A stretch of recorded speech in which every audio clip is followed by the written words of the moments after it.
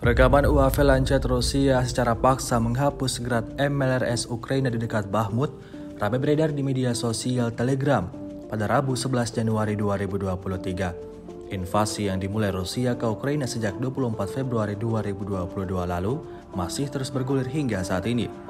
Berbagai peralatan militer dikerahkan pasukan Putin dalam menggempur seluruh pertahanan musuh pasukan Ukraina.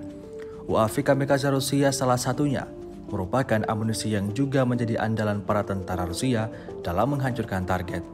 Seperti yang tampak dalam rekaman, UAV Lancet Rusia tanpa buang-buang waktu langsung menghantam Grad MLRS militer Ukraina hingga meledak dan hancur berkeping-keping. Akibatnya, kerugian lagi-lagi harus diterima angkatan bersenjata Ukraina.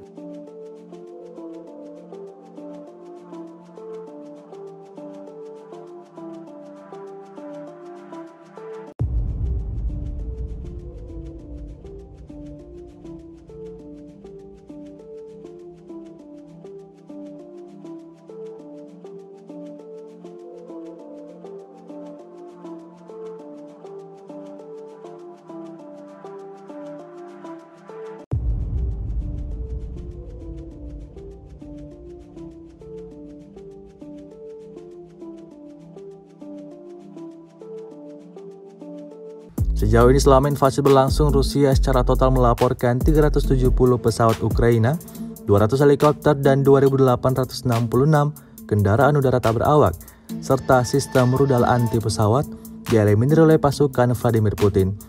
Sementara itu dari kubu Kiev, Kementerian Pertahanan Ukraina melaporkan 710 tentara Rusia dieliminir dalam 24 jam terakhir. Total 112.470 prajurit Federasi Rusia meninggal sejak awal konflik hingga hari ke-322.